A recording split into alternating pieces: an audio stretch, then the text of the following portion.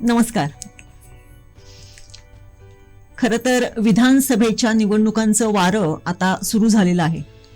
काल परवाच्याच दिवशी जी काही निवडणूक आयोगाची पत्रकार परिषद झालेली होती त्यावेळेस सगळेजण टीव्ही समोर अगदी बसलेले होते की महाराष्ट्राची निवडणूक जाहीर होते की काय. परंतु फक्त जम्मू काश्मीर आणि हरियाणाचीच निवडणूक त्यावेळेस जाहीर झाली आणि पुन्हा एकदा आपल्या इथल्या सगळ्याच मतदारांनी आणि कार्यकर्त्यांनी थोडासा एक सुटकेचा निश्वास टाकला. कारण येणारा जो आगामी आपला जो काही कालावधी आहे तो सगळा सणांचा कालावधी आहे आणि त्यात करून गणेश चतुर्थी ही आपल्या कोकणातल्या लोकांची अत्यंत जिव्हाळ्याचा विषय आणि जिव्हाळ्याचा सण. या पार्श्वभूमीवरती कोकणसाद लाईव्ह एक विशेष कार्यक्रम घेऊन येते, मतदान देगा देवा. या कार्यक्रमामध्ये आम्ही अशा इच्छुक उमेदवारांच्या मुलाखती घेणार आहोत की जे या मतदारसंघांमधून, सिंधुदुर्ग जिल्ह्यातल्या विविध मतदारसंघांमधून आपापलं नशीब आजमावणार आहेत. आणि त्याच अनुषंगाने आज आपण आपल्या स्टुडिओमध्ये आमंत्रित केलेलं आहे माजी आमदार राजन तेली यांना. तेली साहेब, तुमचं खूप खूप स्वागत आहे. राजन तेली यांची ओळख जर करून द्यायची झाली तर 1999 मध्ये जिल्हा परिषदेच्या अध्यक्ष पदापासून त्यांनी सुरुवात केली त्यांच्या कार्यकालाला. ते कार्यकर्ते त्यापूर्वी होतेच, परंतु जिल्हा परिषदेचं अध्यक्षपद, त्याच्यानंतर जिल्हा बँकेचं अध्यक्षपद, त्याच्यानंतर आमदार म्हणून त्यांनी त्यांचा चांगली कारकीर्द त्यांनी इथे केलेली आहे. त्यानंतर भाजपचे जिल्हाध्यक्ष म्हणून काम केलं आणि भाजपच्या जिल्हाध्यक्ष पदाच्याच कालावधीमध्ये त्यांनी भाजपच्या अत्यंत चांगल्या पद्धतीने जिल्ह्यामध्ये कार्यकर्त्यांची मोठ बांधली. किंबहुना राजन तेलींच्या भाजप जिल्हाध्यक्ष पदानंतर इथल्या ग्रामपंचायती भाजप पुरस्कृत ग्रामपंचायती येण्याचं जे प्रमाण आहे ते वाढलं हे म्हटलं तर वावगं ठरू नये. जिल्हा परिषदेचं अध्यक्षपद ते विधानसभेच्या आगामी विधानसभा निवडणुकीच्या पार्श्वभूमीवरती या संपूर्ण मतदारसंघाचे प्रमुख म्हणून त्यांची आता नियुक्ती झालेली आहे. हा सगळा प्रवास आणि त्यांनी कार्यकर्त्यांची अत्यंत चांगल्या पद्धतीने केलेलं संघटन या पार्श्वभूमीवरती एक इच्छुक उमेदवार म्हणून त्यांचं काय मत आहे ते आज आपण जाणून घेणार आहोत. पुन्हा तेली साहेब, तुमचं खूप खूप स्वागत आहे.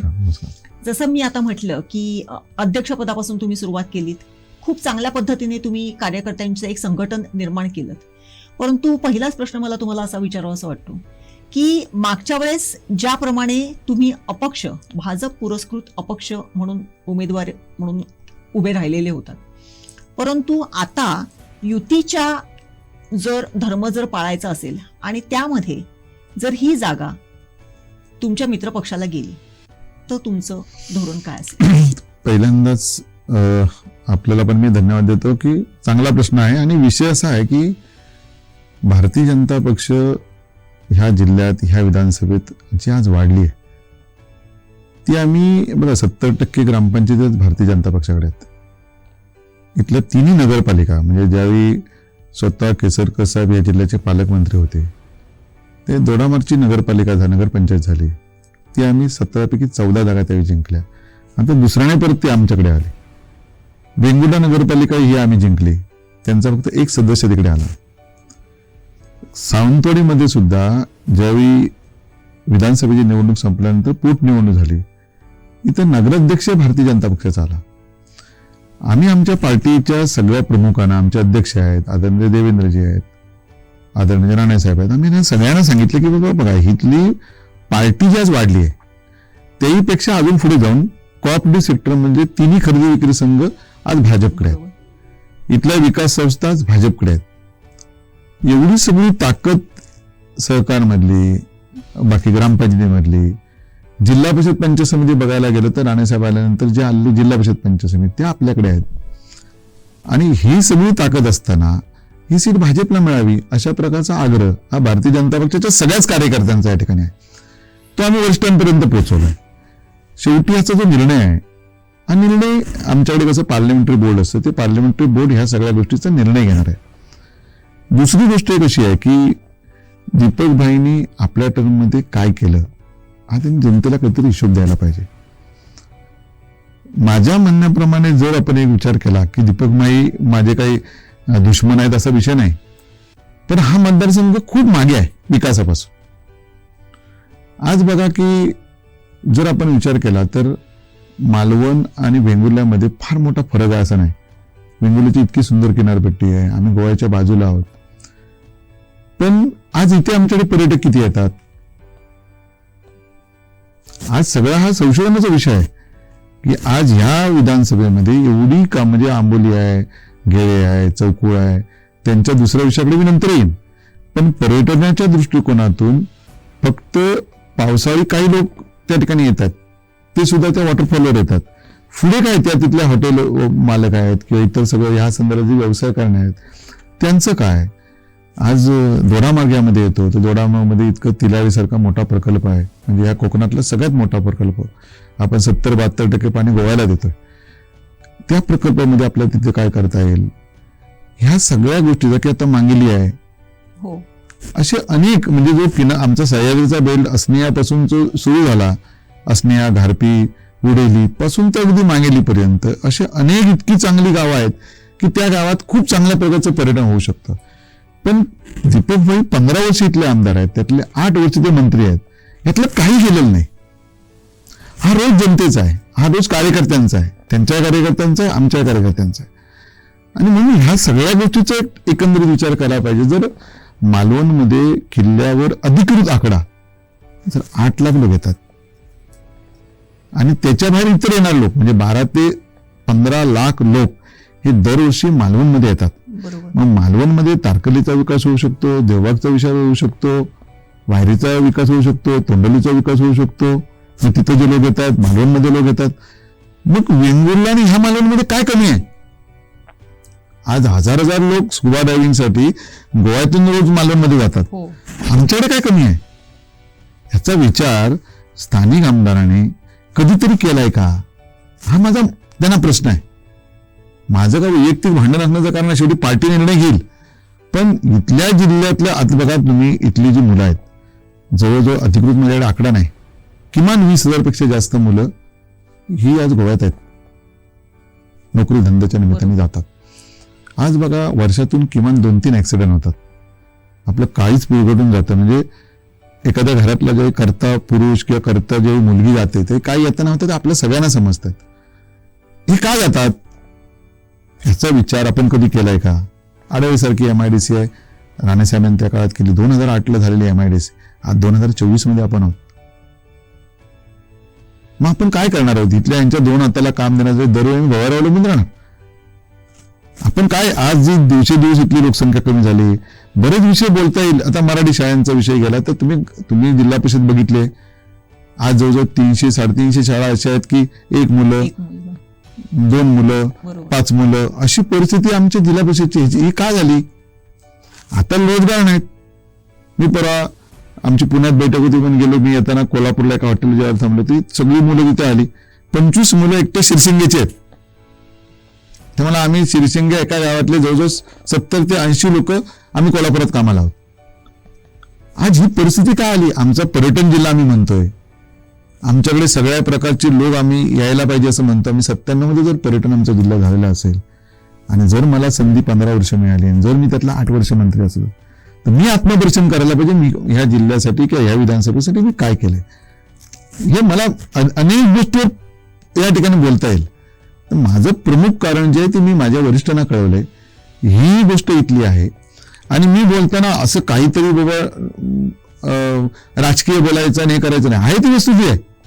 मागच्या वेळी सुद्धा माझ्या पार्टीच्या आभार दीपकभाईंनी मानायला पाहिजे. माझ्या हातात एबी फॉर्म दिला. एक गोष्ट अशी होती की कणकवलीत नितेश राणे यांच्या विरोधात अधिकृत उमेदवारी सतीश सावंतला दिली शिवसेनेने.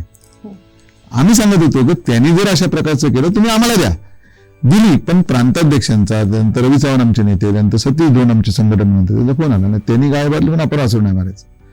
मग मला एबी फॉर्म मागे म्हणजे त्याला मला देता आला नाही प्रिसाइडिंग ऑफिसरकडे. आज सांगा जर मी तो दिला असता तर काय परिस्थिती झाली असती. आणि मला खऱ्या अर्थाने प्रमोद जटरांचे आभार मानायचे आहेत की ते सांगत माझ्यावर काही ते ऍक्शन होते, पण तू फोन तुझा बंद कर दे आणि वरचे काय बोलतात ते आपण बघू. नंतर आमच्या लोकांनी चूक कबूल केली, नाही दिलं असतं तर बरं झालं असतं. कारण काय होतंय की आमच्या परिवारातली जी मंडळी आहेत, संघ परिवार आहे, विश्व हिंदू परिषद आहे, बजरंग दल आहे, शेवटी हे चिन्हावर बघतात, सिंबॉल काय ते बघतात. आणि ती मेहरबानी दीपकभाईंवर भारतीय जनता पक्षाने केली. त्यांनी किती टीका केली तरी ही त्यांनी हे करता कामा नये. त्यामुळे आज ही ताकद भाजपची आहे तर आहे. आमचं हाच मुद्दा या ठिकाणी आमच्या सगळ्या वरिष्ठांपर्यंत आम्ही पोहोचवला. आता तुम्ही रोजगाराचं म्हटलं, पण आता जर्मनीला म्हणजे तुम्ही इथल्या रोजगाराचं म्हणताय, आजूबाजूच्या गोव्यात, कोल्हापुरात, परंतु आता थेट जर्मनीमध्ये रोजगाराच्या संधी उपलब्ध केलेल्या आहेत. आता हे बघा, आता मी काय बोलू ह्या सगळ्या गोष्टीवर, कारण स्थानिक आमच्याकडे सगळे एवढं पोटेन्शियल असताना जर्मनीवर मी टीका करणार नाही का तो त्यांनी आता राज्य सरकारमध्ये काहीतरी अग्रीमेंट केलं असं आम्ही वाचलं पेपरमध्ये. पण माझ्याकडे जर सगळ्या सोयी सुविधा उपलब्ध आहेत, माझ्या जिल्ह्यात आहेत. आजच आम्ही अडचणीत कसे आहोत की आमच्या 4 विधानसभा होत्या त्या 3 झाल्यात. आमचा लोकसभा मतदारसंघ गेला चिपळूणपर्यंत. आमच्या जिल्हा परिषद 54 सदस्य झाले 50. आज आमच्या जिल्हा परिषदच्या जर राजकीय हे नसेल तर जवळजवळ 30-40% शाळा बंद करायची पाळी आज आली. मग जर्मनी जाऊन अजून काय करणार आपण? हा विचार कधीतरी आपण करणार आहोत की नाही? जाणारे जातील ना जर्मनी, जाऊ देत ना. पण माझ्याकडे स्थानिक हे सगळं उपलब्ध आहे. माझ्याकडे पर्यटनाच्या माध्यमातून जर 15 लाख लोक जर माझ्या मालवणमध्ये येतात, बाजूच्या तालुक्यात, जिल्ह्यात पण म्हणत नाही, बरोबर, बाजूचं राज्य घ्यायला गेलं तर त्याचा आकडा आपल्याला सांगता या ठिकाणी येणार नाही. आज एकट्या पलीकडचा आहे, केवढं म्हणजे आमच्या विचाराच्या पलीकडचं आहे. कारण गोव्याचं जे टुरिझम आहे, आता सांगा ताज सारखी 9 5 स्टार हॉटेल तिथे आहे, एका ताज ग्रुपची. बरोबर. आणि गोव्यामध्ये कुठला एखादं स्टार हॉटेल नाही असं नाही. मग त्याची संख्या जवळजवळ 4500 पुढे असेल. बाकीची 3 स्टार 4 स्टार ही वेगळीच आहेत. आणि आज एवढंसं छोटंसं जेव्हा आमच्या जिल्हा एवढं आज पर्यटनाच्या मध्ये कुठे गेलंय? आपण विचार कधी करणार आहोत की नाही आपण या सगळ्या गोष्टीचा? आज सांगा किती फ्लाईट आहे? आमच्याकडे तर एअरपोर्ट चालू झालं, ठीक आहे, आपण त्याचं स्वागत पण केलं, स्त्रीवादाची लढाई झाली, आम्ही गणपती पण आणला, ठीक आहे, चांगल्या सगळ्या गोष्टी आहेत. तर शेवटी ते एअरपोर्टला येणारी फ्लाईट कधी येईल, कधी कॅन्सल होईल, कधी येईल, कधी कॅन्सल होईल. आज म्हणून आमच्या जिल्ह्यातले लोक कुडाळ असेल, सावंतवाडी असेल, वेळ पडलं कणकोलीत असेल, मोपाला 1 तासात जातात ना, 1-1.25 तासात. मग तिथला जाणारा रोड आपण वायनिंग करायला पाहिजे. तिथे बाबा ती सर्व्हिस चांगली या ठिकाणी व्हायला पाहिजे, नाईट लँडिंग पाहिजे, आपण प्रयत्न करायला पाहिजे. मी देवेंद्र फडणवीस साहेब असताना मी त्यांना प्रस्ताव दिलेला होता. मी प्रस्ताव काय दिला होता की साहेब, इथं एकतर हा जिल्हा टुरिझम आहे, आपण जर असं करू शकलो की आपण उडान योजनेत सुरेश प्रभूंनी तो प्रकल्प आणलाय, तुम्ही काय करा, आज आम्हाला 2600 रुपये तिकीट दिलंय, ते 5000 तुम्ही करा, हरकत नाही, 6000 करा. तर त्याच्यातच एक समोर जेटी बांधून, म्हणजे समोरचं जो आमची खाडी आहे तिथे जेटी बांधा. इथून येणारा जो प्रवासी आहे मुंबईतून येईल तो इथं उतरेल आणि ज्याला गोवीत इच्छित ठिकाणी जायला जिथं जायचं आहे तिथं तो त्या फेरीतून तो तिकडे जाऊ शकेल. जसं आता मांडवा किंवा अनेक फेरी बोट अलिबागला जातात, सगळ्यात म्हणजे रायगडच्या अनेक भागात त्या ठिकाणी जातात. हा, हे जाता येईल आपल्याला. आज केवढे तरी सोयी त्या ठिकाणी झाल्यात. मग त्याच माध्यमातून उद्या त्या पर्यटकाला सुद्धा एक आनंद वेगळा मिळेल किंवा मी समुद्रातून आतून पाण्यातून मी ज्यावेळी जाईन माझ्या इच्छित स्थळी, ते तो म्हणेल नाही आपल्याला हा प्रवास इतका सुखदायी आहे, आपल्याला सिंधुदुर्गात हॉल्ट करायलाच पाहिजे, आम्हाला वेंगुर्ल्यात हॉल्ट करायलाच पाहिजे. मग त्या निमित्ताने आज तो केवढं तरी वाढलं असतं. म्हणजे आज आमचं जे 1 फ्लाईट आठवड्यातून 2 फ्लाईट येतात ती दिवसाला 10 फ्लाईट झाली असती. हा विचार त्या ठिकाणी करायला पाहिजे. दुसरी गोष्ट, अजून मालवणला तर टुरिस्ट येत आहेत, वेंगुर्ल्यात काय येत नाही, हा पण संशोधनाचा विषय. आणि दुसरा, वेंगुर्ल्याचा जो बाजूचा आजूबाजूचा कातळ भाग आहे तिथल्या शेतकऱ्यांशी बोलून त्यांना जर चांगले पैसे दिले असते तर टाका 150-200 एकरमध्ये इंडस्ट्री झोन, शेतकऱ्यांशी बोला, त्यांना हवेसे पैसे आज मिळाले, आपण देतो बाजारभावाप्रमाणे त्यांना पैसे मिळाले, कशाला शेतकरी नाही म्हणणार आहेत? पण आता शेतकऱ्यांवरूनच म्हणजे मध्ये तुम्हाला मी हे करते की फार मोठ्या प्रकल्पांचं इथे घोषणा केलेली होती की म्हणजे परदेशात जसे असतात निराच्या म्हणजे ताडीपासून गुळ तयार करणे किंवा इतर म्हणजे आमसूल आपल्या कोकमापासून सरबत किंवा त्याला आपलं एक काय म्हणायचं त्याला आयडेंटिटी एक देणं, हा तर फार मोठा त्याचा गाजावाजा पण करून आपण सुरुवात केली आपलं हे काथ्या इंडस्ट्रीचं जे काय आहेत. परंतु आज काय आहे परिस्थिती आपल्या जिल्ह्यामध्ये किंवा आपल्या ह्या मतदारसंघामध्ये? आता तुम्ही विषय काढला, बरं झालं. आपण या सगळ्या गोष्टीचं कधीतरी एक श्वेतपत्रिका काढली पाहिजे. दीपक भाईंच्या ह्या 15 वर्षाच्या काळात त्यांनी केलेल्या घोषणा, आज लोक नाराज काय आहे की निवडणूक आली की आपण नवीन घोषणा केली. त्यांनी पहिलं चष्म्याचा कारखाना सांगितला, गाजावाजा केला, नंतर त्याने एक सेटअप बॉक्स 1.5 लाख लोकांच्या घरापर्यंत सेटअप बॉक्स जाणार. आणि त्या कार्यक्रमाला मी पण होतो. इथंच ह्याच मैदानावर जिमखाना मैदानावर कार्यक्रम घेतला. वाजत वाजत कार्यक्रम झाला. आज सांगा ते झालं. नंतर अम्युजमेंट पार्क आम्ही तिलारीमध्ये आणणार, त्याची घोषणा झाली. आज फिशरीज विलेज नवाबागला आणणार, त्याची घोषणा झाली. आज तुम्ही सांगा, ह्या सगळ्या घोषणा केल्यानंतर आपण ह्याच्यातनं आउटपुट काय बाबा, काय ह्याच्यातनं पुढे काय झालं? घोषणा ऐकायला चांगली झाली, पण त्याची एक पान तरी हल्लं का, हे कधीतरी विचार दीपक भाईंनी करायला पाहिजे ना. तुम्ही निवडणूक आली, आता जरा तास सुरू होणार, आता सिदाजी गोवा सुरू होणार. अरे ह्याला 25-30 वर्ष लागावी. 1995ला शरद पवार मुख्यमंत्री असताना या सगळ्या जागा घेतल्या गेल्या. एक पिढी बर्बाद झाली. म्हणजे ही टीका नाही, पिढी बर्बाद झाली. आज लोकांनी काय दिलं जागा? 200 रुपये गुंठ्याने. आज तिथं दर 8-9 लाख रुपये गुंठ्याचा दर झाला. तिथं 200 रुपये गुंठ्याने लोकांनी आपल्या मुलांना नोकरी मिळेल, आपल्याला इथं कधी रोजगार मिळेल, ह्या आशेने त्या परिसरातल्या लोकांनी जागा दिल्या. आज सगळ्यांनी 150, 200 एकर जागा अडकवली. बरोबर. मग ती अडकवल्यानंतर आज साल कुठला आहे? 2024. आम्ही जागा कधी दिली? 1995ला. मग लोकांचा आक्रोश आहे, आम्ही लोकांचा आक्रोश घेतोय आणि आम्ही म्हणतो आम्ही आता हे हॉटेल उघडणार, आम्ही हे करणार. आम्ही काही जनतेवर मेहरबानी करत नाही ना. मग माझ्या कारकिर्दीत हे व्हायला पाहिजे म्हणून मी राजीनामा देतो. चला, मला नाही मंत्रिमंडळात राहायचं, मला हा प्रकल्प व्हायला पाहिजे, मला ही काय अडचण आहे, हे जर मी केलं असतं जनतेसाठी.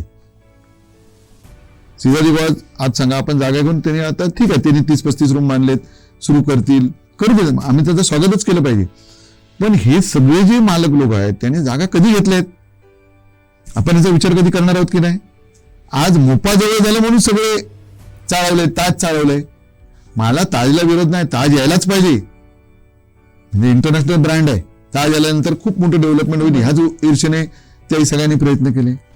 पण ते करत असताना स्थानिक लोकांवर पण अन्याय होता का माने? आज बघा, ताजची सगळ्यात मोठी गोव्याच बाजूचा आपण गेलो तर प्रॉपर्टी ती 55 एकरात आहे.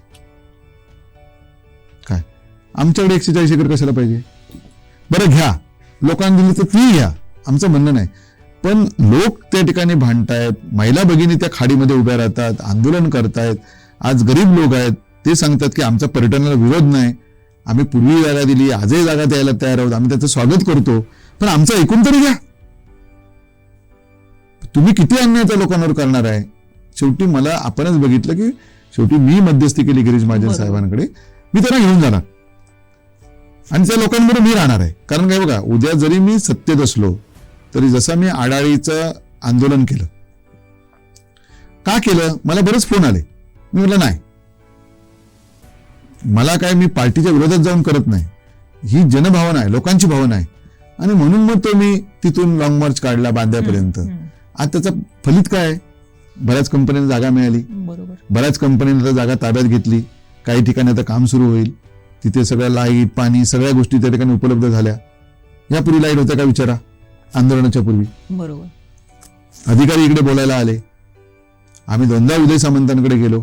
माझं म्हणणं एवढंच आहे की एअरपोर्ट पासून अर्ध्या तासाच्या अंतरावरती साईड आहे. बरोबर. आमचं म्हणणं काय होतं की आमच्या राज्य सरकारच्या माध्यमातून गोव्यात जाऊन प्रचार प्रसार करा, मुंबईत एखादी प्रेस कॉन्फरन्स घ्या आणि मुंबईत एखाद्या सगळ्या इंडस्ट्रीवाल्यांना आव्हान करा, इथं जे काय फायदे त्यांना द्यायचे ते फायदे तुम्ही द्या. आपला इथला हा एरिया थोडासा कमी पडतो, ह्या एरियात द्या. आज हे जर करायला गेलं असतं, आपण या सगळ्या मोठमोठ्या घोषणा ऐकतो. 2008 आणि 2024 एक श्रीपाद भाऊ आमचे गोव्याचे केंद्राचे आमचे मंत्री, त्यांनी घोषणा केली होती की इथे आपण ह्याचं वनौषधी आपण आयुष्य. आज सांगा, ती जागा आपण तिकडे गेली, अजून ते सुरू नाहीये. त्याच्यासाठी प्रयत्न आता राहण्याचे प्रयत्न करतायत. आता ते प्रयत्न या ठिकाणी व्हायला पाहिजे. म्हणजे आयुषला आपण जागा कलेक्टरच्या माध्यमातून दिली. बाकीचे ज्या जर फॅक्टरी आल्या असत्या तर स्थानिक लोकांना तिथे नाही मिळालं तर कोण कशाला गोव्याला जाईल? बरोबर. मला तिथं जे मिळतंय तर मी गोव्याला कशाला जाणार 10 आणि 12,000 आणि 15,000साठी आणि आपला जीव धोक्यात घालून. जर्मनीला आमचा विषय राहिला, पण मला आज माझ्या जिल्ह्यात जे आहे तिथं मला मी काय करतो हे कधी सांगायला पाहिजे. आता बघा, दुसरं तुम्ही विषय सांगितलाच म्हणून सांगतो. पूर्वी दंडवते साहेबांनी आपली उषा इस्पात चालू केली. हो. सांगा काय झालं त्याचं? ती टाटा मंत्रीमध्ये गेली. आज तिथं काहीतरी व्यवसाय होणार याने घोषणा मागच्या वेळी केली. उत्तम स्टीलने 3-3.5 एकर जागा घेतली. तिथं रेल्वे लाईन पर्यंत गेली. आज हे प्रकल्प सुरू होण्यासाठी माझी राजकीय ताकद जी आहे ती मी लावली पाहिजे ना. मी काय सांगायला पाहिजे? मला तुमचं तिकीट नको, हे नाही तर मी राजीनामा देणार. दे ना. मला म्हणतो शेवटी प्रेशर टॅक्टिस हे करायला पाहिजे. असू दे ना, सत्ता आपलीच आहे. बरं सगळ्यांना बोलव, आम्ही आहो बरोबर. असं करताना उद्या दीपकबाईने पुढाकार घेतला असता, आम्ही गेलो असतो बरोबर. शेवटी जनतेचा प्रश्न आहे, इथल्या लोकांचा प्रश्न आहे, रोजगाराचा प्रश्न आहे. जर उद्या उत्तम स्टीलमध्ये 3-4 नोकऱ्या तयार झाल्या असत्या, टुरिझम मधून आज तुम्ही सांगा, तुम्हाला माहिती आहे एरिया मालवण पासून तारकर्ली हा जो भाग आहे, किती मच्छीमार आमचे त्या पर्यटनमध्ये स्वतः सहभागी झाले. पूर्वीची परिस्थिती तुम्हाला माहिती आहे की देवबागला जायला रस्ता नव्हता. बरोबर. आता तो रस्ता राणेसाहेबांच्या काळात कसा झाला आपल्या सगळ्यांना माहिती आहे. मग तिथे रस्ता झाला. आज देवबाग तारकर्ली जागा मिळणं मुश्किलच आहे, वायरी. पण तिकडे पर्यटनाच्या माध्यमातून आज 120 दिवस सर्वसामान्य लोकांना बिझनेस मिळतोय, लोक येत आहेत. मग तेच तिथून आमचं भोगवे किती आलं. आम्ही म्हणतो जगातल्या 14 बीच मध्ये आमचा नंबर लागतो. बरोबर. काय करायचं आहे? बरोबर ना. आपण साधं ह्या सगळ्या गोष्टीचा कधी विचार करणार आहोत की नाही? थोडक्यात त्याचा रोजगारासाठी किंवा त्या एनकॅश करण्यासाठी आपल्याला प्रयत्न आपले कमी पडतायत. 100%. मी हे बघा, शेवटी कसं असतं बघा, आम्ही इथे कार्यकर्ते म्हणून ठीक आहे, आम्ही करतो, आम्हाला पॉवर काय आहेत, आम्ही जाऊन भांडणार आमच्या लोकांकडे, सगळं करणार. पण स्थानिक जो आमदार आहे, जो 5 वर्ष इथला पालकमंत्री राहिलाय, जो 8 वर्ष केंद्र आमच्या राज्याच्या मंत्रिमंडळात आहे, त्यांनी करायला नको का या सगळ्या गोष्टी? हे सगळं आहेच. म्हणजे आंबोली एक वेगळा विषय आहे, हत्ती एक वेगळा विषय आहे. परंतु या सगळ्या पार्श्वभूमीवर आता मला एक तुम्हाला प्रश्न विचारावा असं वाटतो की मागच्या वेळेस अगदी निसट्टा पराभव तुमचा झाला, म्हणजे 10-12 हजार मतांच्या फरकाने तुमचा पराभव झाला. हा फरक यावेळेस जर तुम्हाला उमेदवारी जर मिळाली तर भरून निघेल ह्याची गॅरंटी वाटते? मी सांगतो, जर पार्टीने माझ्यावर विश्वास टाकला तर ही निवडणूक वन साइड जिंकू आपण. One side. पार्टीने विश्वास टाकायला पाहिजे. कारण मी आता हे जे बोललो ना, हे माझ्या मनातलं नाहीये, हे इथल्या जिल्ह्यातल्या जनतेच्या मनातलं आहे. अनेक गोष्टी आहेत. म्हणजे आता आंबोली, चौकुळ, गेळे हा विषय कधीपासून कबलातदार गावकरचा आहे. बरोबर. 1999 ते आज 2024, त्यातले 15 वर्ष आमचे महाशय आमदार आहेत, 8 वर्ष पालकमंत्री आहेत. प्रश्न सोडायला बरं जागा त्याच लोकांची आहे, फक्त कायदेशीर बाबी पूर्ण करून त्यांना जागा ताब्यात द्यायची आहे. त्याला एवढा वेळ का लागावा? बरं, आम्ही प्रयत्न करतो म्हटल्यानंतर, ज्यावेळी मी सांगत होतो, आदरणीय देवेंद्र फडणवीस साहेब ज्यावेळी मुख्यमंत्री होते त्यावेळी रवी चव्हाण साहेब यांच्या मार्गदर्शनाखाली आम्ही यांच्याकडे चंद्रकांतांकडे बैठकी लावल्या, त्यांना आक्षेप घेतला यांनी. तो विषय आमच्या कॅम्प मधला वेंगुर्ल्यातला गवळी समाजाचे लोक, त्यांचा विषय असा जुना विषय पेंडिंग आहे. ही बैठकी लावल्या, 3 बैठका कॅन्सल केल्या. मी पालकमंत्री ठीक आहे, त्यांच्याच सोडी लावल्या, निर्णय झाला, दुर्दैवाने आचारसंहिता लागली. आज सुद्धा रवी चव्हाण साहेबांनी एक पाऊल पुढे टाकलं हे सोडवण्यासाठी. आज त्यांना पण तुम्ही अडकाठी करताय. प्रश्न सुटायला पाहिजे ना. बरोबर. किती आपण तेच विषय आपण हे करत राहणार आहोत, याचा कधीतरी विचार व्हायला पाहिजे. आज तो प्रश्न आहे, हत्तीचा प्रश्न कधीपासून सुरू झालाय. तुम्ही राज्यमंत्री होता त्या खात्याचे, काहीतरी बंदोबस्त आज सांगा. हत्ती असेल किंवा आता ही माकड आहेत, गवरेडे आहेत. आता आपल्या सावंतवाडी सारख्या शहरात तर राहायची परिस्थिती आहे का मला सांगा?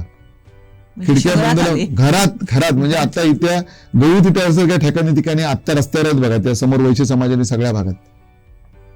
मग ग्रामीण भागात काय अवस्था असेल की ते एवढी फळझाडं आपण बागायती करतो, मग ते सगळं काढून टाकतायत.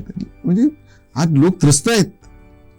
बरोबर. कशासाठी बागायती करणार आहेत? आयुष्य त्याच्यात घालायचं आणि आयुष्यात शेवटी पदराच काय क्षणात ते सांगणार. 5 रुपयाचं नारळाचं झाड शासकीय मदत, ते सुद्धा किती मेहरबानी आपण मिळते. कुठलंही शासन असलं तरी शासनाला दूध देण्यात अर्थ नाही.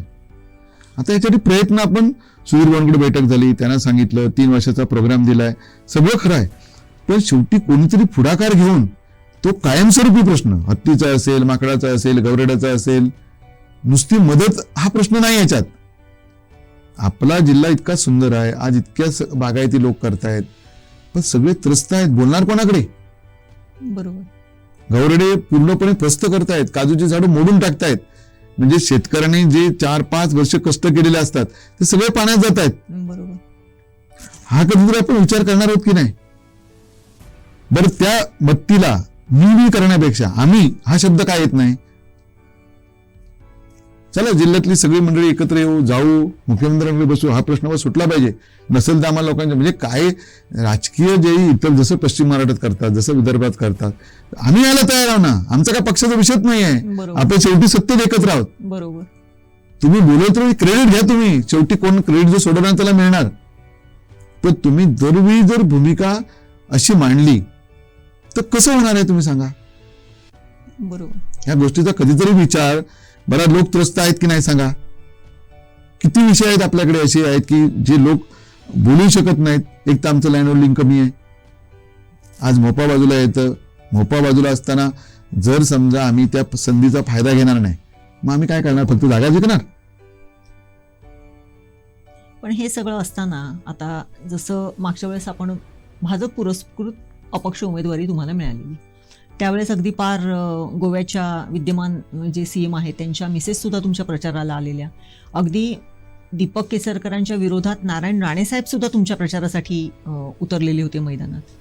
पण यावेळेस समजा तुम्हाला उमेदवारी मिळाली, ती जर अपक्ष म्हणून मिळाली किंवा मागच्या वेळेस सारखी काहीतरी परिस्थिती तशीच निर्माण झाली, तर हे दोघंही जण तुमच्या प्रचाराला येतील असं वाटतंय? पार्टीने एकदा निर्णय घेतल्यानंतर पण सगळेच मदत करतील. पार्टीने निर्णय घ्यायला पाहिजे. आम्ही त्याच्याही पुढे सांगतो की आज इथली परिस्थिती भारतीय जनता पक्ष नंबर 1 ला आहे सगळ्याच बाबतीत. तो विचार करून तुम्ही कम्युनिस्टनीच आम्हाला द्या. आमचा आग्रह काय आहे की त्यांना तुम्ही देऊ नका असं म्हणून त्यांना सामावून कुठे घ्यायचं तर घ्या. आमचं म्हणणं नाही की त्यांना सामावून घेऊ नये म्हणून. पण इथे जर भारतीय जनता पक्षाचे कार्यकर्ते ग्रामपंचायतीत रिझल्ट 70% दाखवतात, जिल्हा परिषद पंचायतीमध्ये दाखवतात, नगरपालिकेमध्ये दाखवतात, कोऑपरेटिव्हमध्ये दाखवतात, अजून काय करायला पाहिजे? शेवटी प्रश्न आहे ना. तुम्ही सांगा ना या सगळ्या गोष्टीचा. आज दुसरी गोष्ट एक सांगा की दीपक बहिणबरोबर कोण आलाय? उबाटा गटाचे किती लोक दीपक बहिणबरोबर, कुठला तालुका अध्यक्ष आला, कुठला विभाग प्रमुख आला, कोण आलाय? हे तुम्ही जरा मला सांगा. तुम्ही इथं हे सगळं काम करताय. इथल्या पत्रकार मित्रांनी सांगावं की नाही बाबा हे गावच्या गाव सगळे त्यांच्यावर आलेत, असं सांगा. आज बघा, त्यांना जी मागच्या वेळी पडली, पहिल्या वेळी 70,000 मतं पडली, नंतर 69,000 मतं पडली. ह्या मतात आता बघा इथल्या शिवसेनेची मतं, काल त्यांना 53,600 मतं पडली. प्रभूसाहेबांना 50,000 मतं पडली. शिवराम दळेंना 25,000 मतं पडली. म्हणजे फक्त त्या शिवसेना म्हणून. बरोबर. आज जर ही कॉन्स्टंट मतं एवढी जर त्यांची मतं आहेत, दीपक भाईंची मतं किती आहेत? 70,000 - 50,000 आणि परत 5 वर्षात वाढलेला भाजप.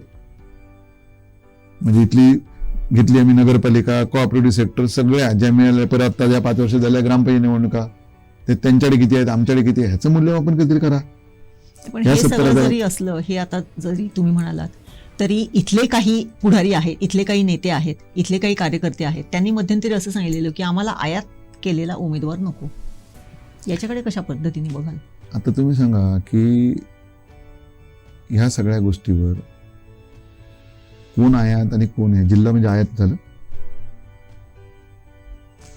कणकोली सिंधुदुर्गात येत नाही. मी तर आता इथं राहतो, प्रश्न सोडा, पण कणकोली सिंधुदुर्गात येत नाही. शिवराम दळवी जर समजा मुंबईतून येऊन इथं दोन टर्म नेतृत्व केलं तर तुम्हाला चालतं. दीपक केसरकर सध्या इथे आहेत, ते मुंबई असे झाले, त्याची फॅमिली मुंबईत राहते. विचारत ना इथं कोण आहे का त्यांच्या फॅमिलीचा मेंबर, ते तुम्हाला चालतात. कोण आहे मला सांगा ना? शिवराम दळवी इथे राहते, दीपक केसरकर इथे राहतात, कोण राहतं इथे? निवडणुकीच्या वेळी असे मुद्दे येतच असतात. काय ज्याला राजकीय रंग ज्या पद्धतीने द्यायचा तो देणारच आहे. ह्या सगळ्या निर्णय शेवटी बघा कार्यकर्ते निर्णय घेतात. कार्यकर्त्यांची भावना आहे, ते लोक वरचे नेते आहेत, तो विचार करतात आणि मग पार्लमेंटरी बोर्डाकडे जातं. आणि हे बघा, कोणाला वाटणं स्वाभाविक आहे. भारतीय जनता पक्षात काय बघा, सर्वसामान्य माणूस देशाचा पंतप्रधान झाला. बरोबर. ते भारतीय जनता पक्षात इच्छा असायला काय प्रश्नच नाहीये, कोणी मागू शकतो. उद्या किती 50-100 इच्छुक झाले, मला आनंद. उलट पार्टी वाढल्याचं लक्षण आहे ते. काय त्यात वाईट वाटण्याचं काहीच कारण नाहीये. प्रत्येकाने काम करा, पार्टी निर्णय घेईल. स्थानिक द्यायचा, आयात करायचा का बाहेरनं काय करायचा, पार्टी निर्णय घेईल. आपण त्या गोष्टीवर का बोला. आपण मला पाहिजे म्हणून मी सांगायचं की तो आयात. आपण काम किती करतो हे पण विचार करायला पाहिजे, ज्यांनी कोण इच्छुक असेल त्यांनी. त्यामुळे आम्ही यात काय बाबा काल निवडणूक लागली म्हणून पार्टीत आलो म्हणून काम करतो असा विषय नाही ना. काही नाही, ते 6 महिन्यात काय वाटायला लागले वाटू देत ना. ते काय प्रत्येकाचा प्रश्न आहे ना तो. बरोबर. पार्टी वाढते, ह्याला पाहिजे सगळ्यांनी. आम्ही पण हे सगळे प्रयोग याच्यापूर्वी केलेत. छत्र्या वाटल्यात, पुस्तकं वाटलीत, वया वाटल्यात. हे काय सातत्याने कार्यक्रम चालूच असतात पार्टीचे, त्याच्याबद्दल काही विषयच नाही ना. पण शेवटी ह्या सगळ्या गोष्टीचा निर्णय हा भारतीय जनता पक्षाचे नेते, भारतीय जनता पक्षाचे तळातले कार्यकर्ते, त्यांना काय हवं आहे ते त्या ठिकाणी करतात ना. त्यामुळे त्या गोष्टीवर जास्त विचार करण्याची गरज नाही. बरोबर. आता सध्या म्हणजे गेले 2-3 महिने आपण बघतोय दीपक केसरकर आणि राजन तेली ह्यांच्यातली तुतू मैमै ही दिसून येते. म्हणजे सरळ सरळ दोघांची उघड एकमेकांवरती जे काही शाब्दिक खेळ आहेत ते सुरू असतात. याच्याकडे समजा उद्या निवडणूक घोषित झाली तर मतदारांनी, कार्यकर्त्यांनी कशा पद्धतीने बघावं? नाही काय, मी आहे ती वस्तुस्थिती लोकांच्या समोर मांडली. मी तुम्हाला जे आता सांगितलं तेच मी मांडतोय. मी एवढं विस्तृत पण नाही मांडलेलं आहे. पण जर ह्या विधानसभेत अन्याय होणार असेल आणि लोकांचं नुकसान होणार असेल तर मला बोलावंच लागेल ना. आणि दुसरी गोष्ट बघा, दीपक भाईंची पार्टी वेगळी आहे, माझी पार्टी वेगळी आहे. माझी पार्टी 100% भाजपा करणं माझं काम आहे, माझ्यावर जबाबदारी दिलेली आहे. मला जे विधानसभेचा बघा, मलाच नाही तर ह्या संपूर्ण राज्यात जेवढे 288 मतदारसंघ आहेत, 288 विधानसभेचे प्रमुख केलेले आहेत निवडणूक डोळ्यासमोर ठेवून. आता इकडे बाजूला निलेश राणे आहेत कुडाळला. सगळ्यांना जबाबदारी दिलेली आहे आम्हाला काम करायची. बरोबर. आता ते काम करताना, माझं काम या ठिकाणी करताना मला समोर कोण टार्गेट आहे आणि टार्गेटपेक्षा वस्तुस्थिती काय आहे ही मला लोकांच्यावर आणावीच लागेल ना. माझं वैयक्तिक त्यांच्यावर आक्रोश नाहीच आहे. आज मी ज्या घटना सांगितल्यात, ज्या गोष्टी तुम्हाला क्रमवार सांगितल्यात, मला यातली खोडून हवी. त्याने एकदा बोलवा चर्चेला तुमच्याकडेच, मी पण येतो. मी माझ्या पत्रकार मित्रांना पण दरवेळी सांगतो की एकदा असं एक चर्चासत्र सावंतवाडीत लागू देत की मी ह्या मुद्द्यावर मला दीपक भाईंनी याचं उत्तर देऊ देत. मी झटकन 1 मिनिटच सांगतो की दीपक भाईंना माझा पाठिंबा. मी बाबा हत्तीसाठी अमुक गोष्टी केल्या, मी रोजगार आणण्यासाठी बाबा 200 रोजगार आम्ही इथे तयार केलेत. काय आता सध्या गोव्यात कोण जात नाही, आरोग्याचं मी अमुक केलं ते आम्हाला गोव्यावर अवलंबून राहावं लागत नाही. आज काय आरोग्याची आमची परिस्थिती आहे, वेंगुर्ल्यात काय, दोडामार्गात काय. कालच मला फोन होता आमचे नगराध्यक्षांचा की साहेब इतकी हालत आहे आमच्याकडे, आता तिथं कोण नाही, डॉक्टर तरी 2 कोणतरी पाठवा. इथल्या हॉस्पिटलची परिस्थिती काय आहे. मी बरं ज्या गोष्टी हातात आहेत त्या पण आपण करत नाहीये. म्हणजे बघा 1999ला इथे सिव्हिल हॉस्पिटल होतं. हो. मी आरोग्य मंत्र्यांकडे मागणी केली की इथे सुरुवातीला सिव्हिल हॉस्पिटल होतं. आज आपल्याकडे एवढ्या छोट्या जिल्ह्यात 2 मेडिकल कॉलेज आहेत. एक राणेसाहेबांचं मेडिकल कॉलेज आहे आणि एक शासकीय मेडिकल कॉलेज. शासकीय मेडिकल कॉलेजने आज आमचं तिथलं जिल्ह्याचं सिव्हिल हॉस्पिटल ताब्यात घेतलंय हॉस्पिटल म्हणून. बरोबर. उद्या सकाळी इथला स्टाफ एक्सेस झाला तर कोल्हापूरला जाणार. आज आमच्याकडे अडचण आहे ना, सावंतवाडी, वेंगुर्ला आणि दोडामार्ग. मग पूर्वीचं आमचं आहे तसं हॉस्पिटल आम्हाला द्या ना. याच्यात का चुकीचं आहे? ते करता येईल की नाही? दीपक भाई सत्तेत आहेत ना, कॅबिनेट मंत्री आहेत ना, तुमच्या जोडीचा शिंदे गटाचाच तुमचा कॅबिनेट मंत्री आरोग्य मंत्री आहे. मागणी केली, तत्व त्यांनी मान्य केलं, बरोबर आहे तुमचं म्हणून द्या तिकडे. दुसरं हॉस्पिटल जे आहे तुम्ही कधी त्याचं हे केलं भूमिपूजन? 7 वर्षापूर्वी भूमिपूजन झालं. काय झालं? नगरपालिकेच्या हद्दीत जिथं जागा असेल, समजा तिथं जागेत काय प्रॉब्लेम आहे तो सॉल्व्ह करायला पाहिजे, राजाने विश्वासात घेतला पाहिजे. नसेल तर दुसरी कुठे जागा बघितली पाहिजे. जनतेला विश्वासात जर घेतलं असतं लोकांच्या समोर बा काय करूया, हे हॉस्पिटलचे पैसे परत जाणार, इथं जागा नाही, तुम्ही जागा सुचवा, किंवा इथे वेतीला जागा तो आमचा गुणाजी ते देत होता 6 एकर जागा, 6 किलोमीटर म्हणजे एअरपोर्ट आपण जाताना स्टेशनला जातो, स्टेशनच्या अलीकडे आहे. पण ते स्वतः जनतेशी बोलून, लोकांशी बोलून, म्हणजे कसं की उद्या मला वाटतं म्हणणं बाबा काय करायचं, जनतेने उद्या सांगितलं म्हणा नाही हे काय लांब नाही, आपण इथे हे करूया, हे आहे ते चालू राहू देत. दोन्ही गोष्टी करता आल्या असत्या. गंभीर आजाराचे लोक तिकडे गेले असते, हे चालू राहिलं, दुसरे चालू राहिलं असतं. म्हणजे शेवटी दोन्ही ह्या ठिकाणच्या लोकांना त्याचा फायदा या ठिकाणी झाला असता. आज आरोग्याचा प्रश्न काय, आपला एक कोण आजारी पडला तिथे आपण जाऊ शकतो खात्रीला, एक दरवेळी गोळ्यावर अवलंबून किती वर्ष लोकांनी वाट बघायची. स्वातंत्र्यापासून आपल्याला मिळाल्यानंतर मला 15 वर्ष संधी मिळते, मी 8 वर्ष त्यातला मंत्री आहे, किती वर्ष लागावं मी सत्तेत असताना ह्या गोष्टी, याचा विचार नको करायला. पण जरी हे आता तुम्ही एवढं पोटतिडकीने बोलताय, म्हणजे इथल्या मतदारांच्या दृष्टिकोनातून, इथल्या सर्वसामान्य जनतेच्या दृष्टिकोनातून, म्हणजे या मतदारसंघातल्या, परंतु आपण जर गेल्या काही दिवसांचा जर एक सिनॅरिओ जर बघितला तर प्रत्येक वेळेस तुम्हाला जर असं सबुरीने घ्या म्हणून सांगण्याचे, म्हणजे आता मध्यंतरी एक स्टेटसवरून तुमचं एक खूप गाजलेलं होतं की काही लोकांच्या हट्टामुळे मिटिंगा कॅन्सल झाल्या, तेव्हाही म्हणजे आता आपलं सगळं हे राजकारण नारायण राणेंच्या भोवती फिरत असते. त्यांनी तुम्हाला भरसभेत सांगितलं की राजन जरा सबुरीने घे.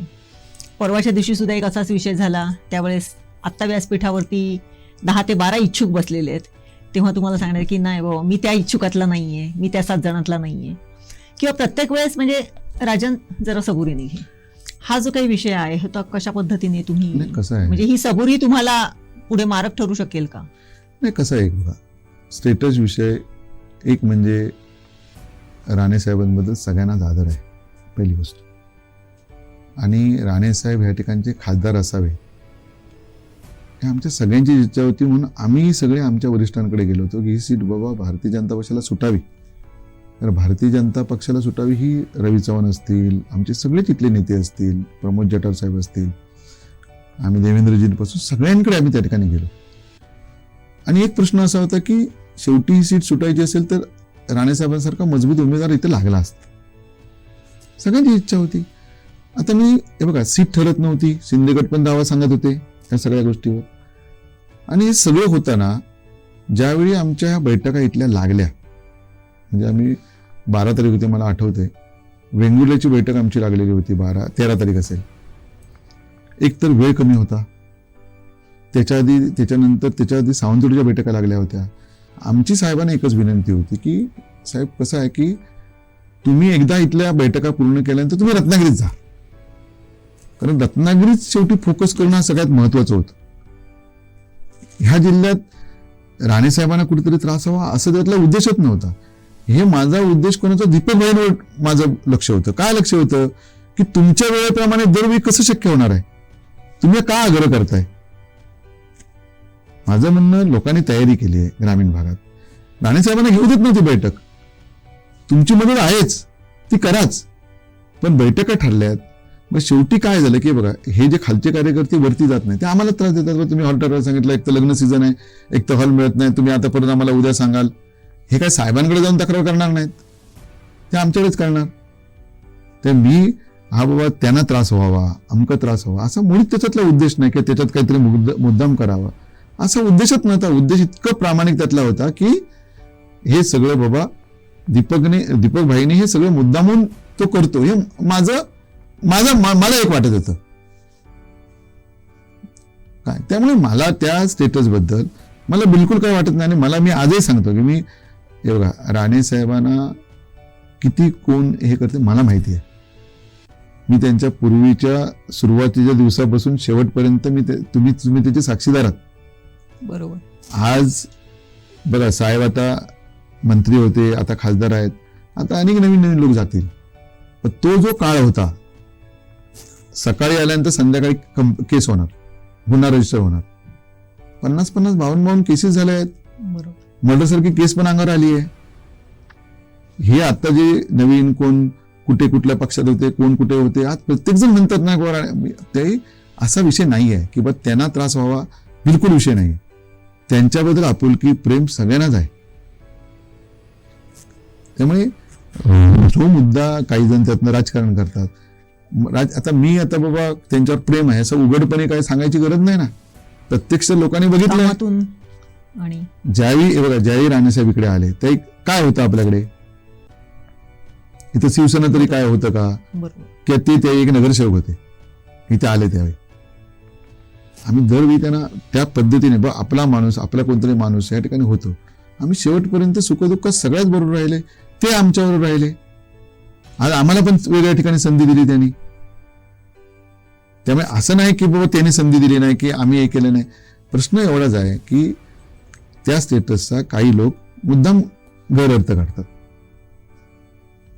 त्या गैरअर्थ काढण्याची गरज नाही ना त्या सगळ्या गोष्टीवर. बरोबर. हा असं आहे ते. एकूणच आता संपूर्णच म्हणजे या मतदारसंघाच्या अनुषंगाने खूप चांगल्या पद्धतीने तुम्ही एक कार्यकर्त्यांची एक फळी निर्माण केलेली आहे. विश्वास सुद्धा तुमच्यावरती बसावा अशा पद्धतीची तुमचं कामकाज सुरू तुम्ही केलेलं आहे. आता गणपतीचा कालावधी येतोय, आपल्या प्रत्येकाच्या घरामध्ये गणपती बाप्पा बसणार आहेत.